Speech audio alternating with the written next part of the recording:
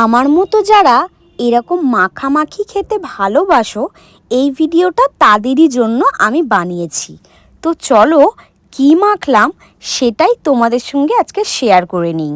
অনেক দিন ধরেই কিছু একটা মাখবো বলে ঠিক করেছি, তাই আজকে এই ফলটা নিয়ে নিয়েছি। তো তোমরা এই ফলটাকে কি বলো একটু কমেন্টস করে জানিও। ভালো করে ফলটাকে ধুয়ে নিয়ে তারপরেই আমি কেটে নিয়েছিলাম। কাটার পরে দেখো ঠিক যেন স্টারের মতো দেখতে না, তো আমি এই ফলটাকে স্টার ফলই বললাম। তো এই স্টার ফ্রুট আমি কিভাবে মাখলাম তোমাদের সেটাই আজকে দেখাবো।